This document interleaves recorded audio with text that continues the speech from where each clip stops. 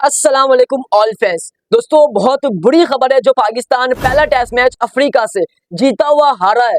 उसके बाद जो पाकिस्तान के सिलेक्टर आकिब जावेद है, उन्होंने एक बहुत बड़ा फैसला कर लिया है। यानी जो टेस्ट के अंदर 3 ऐसे खिलाड़ी जिनको हमेशा के लिए टेस्ट से फारिग करने का फैसला कर लिया है, यानी उनको ड्रॉप करने का फैसला कर लिया है। उसके अंदर बहुत बड़े बड़े नाम है। कौन से 3 ऐसे खिलाड़ी जिनको ड्रॉप करने जा रहे हैं टेस्ट के अंदर आकिब जावेद, और उनकी जगह किन 3 प्लेयर्स की वापसी करवाने जा रहे हैं आकिब जावेद, वो भी आपके साथ इसी सेगमेंट के अंदर डिस्कस करूंगा। फिर उसके बाद बाबर आजम ने कुछ ऐसा कमाल कर दिया जिससे पूरी दुनिया हैरान हो गई। इनफैक्ट मैं भी बहुत हैरान हो गया। आखिर बाबर आजम ने ऐसा क्या कारनामा अंजाम दिया जिससे सब हैरान में पड़ गए। वो भी आपके साथ इसी सेगमेंट के अंदर डिस्कस करूंगा। मगर उससे पहले मेरी आप तमाम फैंस से रिक्वेस्ट है कि आप तमाम फैंस मेरी वीडियो को लाइक, चैनल को सब्सक्राइब लाजमी करें। दोस्तों सबसे पहले मैं आप सबके लिए एक सवाल छोड़ के जा रहा हूं, यानी जो पाकिस्तान का टेस्ट स्क्वाड है उसके अंदर कौन से ऐसे खिलाड़ी जिनको ड्रॉप करना चाहिए और उनकी जगह कौन से ऐसे खिलाड़ी है जिनको टेस्ट के अंदर कमबैक करवाना चाहिए, लाजमी कमेंट बॉक्स में मेंशन करना। अब सबसे पहले स्टार्ट करते हैं बाबर आजम से। जैसा कि मैंने आप सबको कहा कि बाबर आजम ने 2024 के अंदर कुछ ऐसा कर दिया जिससे पूरी दुनिया हैरान में पड़ गई। बिल्कुल, इनफैक्ट मैं भी हैरान में पड़ गया। जैसा कि आप सबको मालूम है कि जो आईसीसी के अवार्ड है वो जनवरी में अनाउंस होते हैं साल के बाद।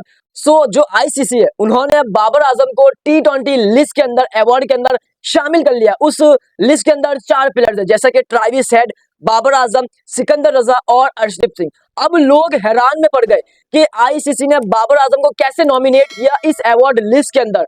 काफी लोग परेशान है, काफी लोग हैरान है कि बाबर आजम की परफॉर्मेंस नहीं है, उसके बावजूद बाबर आजम इस लिस्ट के अंदर कैसे है। यही बाबर आजम का कमाल है। जैसा कि बाबर आजम डाउनफॉल थे, लेकिन उसके बावजूद मैंने आपको पहले भी बताया था कि बाबर आजम डाउनफॉल है, उसके बावजूद वो सबके रिकॉर्ड्स तोड़ते जा रहे हैं और अपने नाम करते जा रहे हैं। इसीलिए आईसीसी ने उनको नॉमिनेट किया। अब क्यों नॉमिनेट किया, सबसे पहले आप स्क्रीन पर देख सकते हैं कि बाबर आजम ने 2021 के अंदर ओडीआई क्रिकेटर का जो है वो अवार्ड हासिल किया। 2022 के अंदर भी बेस्ट ओडीआई क्रिकेटर रहे, उन्होंने वो भी अवार्ड हासिल किया। फिर 2022 के अंदर बेस्ट क्रिकेटर का जो अवार्ड हासिल किया आईसीसी ने उनको दिया। उसके बाद जो सितारा इम्तियाज का भी बाबर आजम ने अवार्ड हासिल किया। उसके बाद आप देखें तो बाबर आजम ने जो है सबसे ज्यादा सेंचुरीज लगाई एज अ कप्तान पाकिस्तान के, वो भी अवार्ड हासिल किया। फिर बाबर आजम ने जो है T20 के अंदर एज अ कप्तान उन्होंने सबसे ज्यादा 100 किया, उसका भी अवार्ड हासिल किया। फिर उसके बाद बाबर आजम ने most runs in T20 world cup history as a captain, वो भी अवार्ड बाबर आजम ने अपने नाम किया। इतने सारे बाबर आजम ने अवार्ड आईसीसी के अपने नाम किए, तो फिर बाबर आजम का नाम तो बनता था, इसीलिए बाबर आजम को नॉमिनेट किया है। यही असल वजह है जो बाबर आजम इस लिस्ट के अंदर शामिल है। उसके बाद बात करते हैं पाकिस्तान वर्सेस साउथ अफ्रीका, जो पाकिस्तान पहला टेस्ट मैच जीता हुआ हारा है।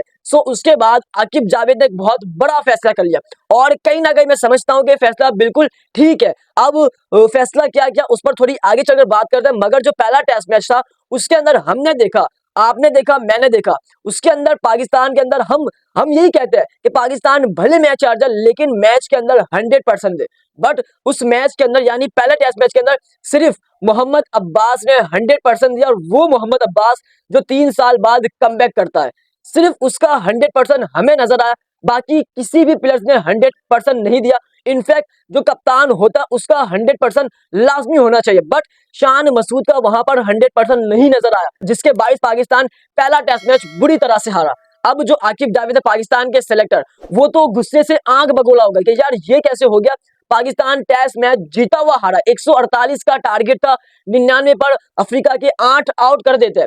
यानी सेंचुरियन के अंदर जब सेकंड इनिंग के अंदर जब रन कोई टीम चेस करती है तो उसके लिए बहुत मुश्किल होता है, और लास्ट जो रन चेस हुए थे वो आई थिंक 155 156 हुए थे। पाकिस्तान ने फिर भी टारगेट सेट कर दिया था अच्छा खासा, लेकिन पाकिस्तान के अब्बास ने उसको कवर कर लिया था। बट जो शान मसूद की कप्तानी है वो आप सभी के सामने, जिसके बायस हम मैच हार गए।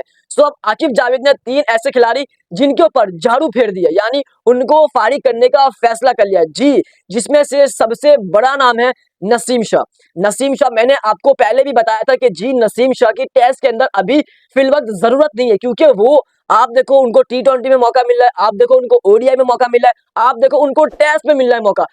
नसीम शाह तीनों फॉर्मेट के अंदर इस वक्त लगातार खेल रहे हैं, और जब कोई प्लेयर फैल जाता है, सो उसका मतलब उसको रेस्ट की जरूरत है, क्योंकि वो रेगुलर क्रिकेट खेल रहा है। सो इसीलिए आकिब जावेद ने फैसला कर लिया है कि नसीम शाह इस टेस्ट टूर के बाद उनको जो है ड्रॉप किया जाएगा और उनकी जगह एक बॉलर जिनका इंतखाब कर लिया है, वो भी आगे चल के बताता हूँ।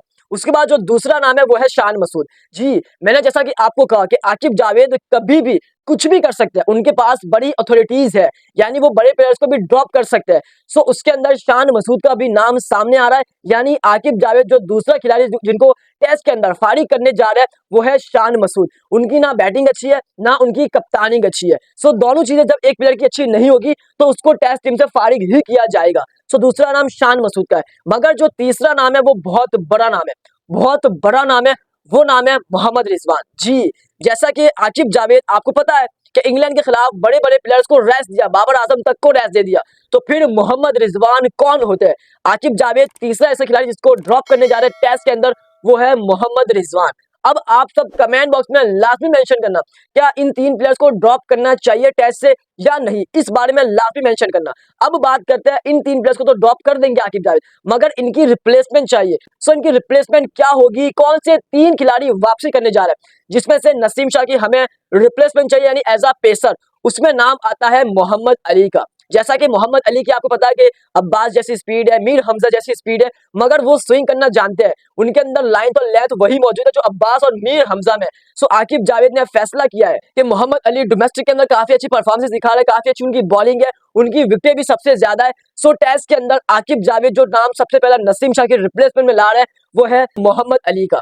उसके बाद जो दूसरा बड़ा नाम है मोहम्मद रिजवान, उनकी रिप्लेसमेंट चाहिए एज अ विकेट कीपर और एज अ पिलर, उसमें नाम आ रहा है सरफराज अहमद। मैंने आपको पहले भी बताया था कि जी सरफराज अहमद ओडीआई और टेस्ट का शानदार पिलर है, मगर आपने उनको रेस्ट करवा दिया। अब मोहम्मद रिजवान की हमें रिप्लेसमेंट चाहिए और उसमें नाम आता है हसीबुल्लाह सरफराज अहमद। सरफराज अहमद वैसे तो अभी मेंटोर है, बट अगर आकिब जावेद चाहेंगे तो उनको बुला सकते हो, क्योंकि सरफराज अहमद टेस्ट का one of the best player है इस वक्त।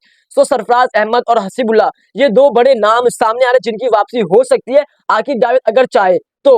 उसके बाद जो तीसरा नाम है शान मसूद, उनकी जगह भी रिप्लेसमेंट चाहिए एज अ ओपनर, और उसमें नाम आ रहा है बहुत ही आउट क्लास, वो है इमामुल हक। जैसा कि इमामुल हक की शानदार परफॉर्मेंस है, मगर उनको किस बिना पर बाहर ड्रॉप किया है ये तो समझ नहीं आ रही, बट अब आकिब जावेद शान मसूद को ड्रॉप कर सकते हैं यानी फारिग कर सकते हैं, क्योंकि उनके दिन करीब है, ये बहुत सारे लेजेंड कह चुके हैं, और अब उनकी जगह एक रिप्लेसमेंट बड़ी शानदार है, वो है इमामुल हक। यानी तीन प्लेयर जिनको ड्रॉप करने का फैसला आकिब जावेद ने कर लिया है और कर भी सकते हैं। उसमें नाम आता है शान मसूद, रिजवान, नसीम शाह, और तीन प्लेयर जिनकी वापसी हो सकती है उसमें इमामुल हक, सरफराज अहमद और हसीबुल्लाह मोहम्मद अली। सो ये तीन प्लेयर्स ऐसे जिनकी वापसी हो सकती है। सो दोस्तों, आप सब कमेंट बॉक्स में अपनी कीमती राय जरूर है, किन प्लेयर्स की वापसी होनी चाहिए टेस्ट के अंदर और किन प्लेयर्स को ड्रॉप करना चाहिए टेस्ट के अंदर, ये लाजमी मेंशन करना। उसके बाद बाबर आजम को जो आईसीसी ने नॉमिनेट किया T20 अवार्ड लिस्ट के अंदर, उसके बारे में आप सबका क्या ख्याल है वो भी लाजमी मेंशन करना। उम्मीद करते हैं कि आपको मेरा आज का सेशन काफी पसंद आया होगा।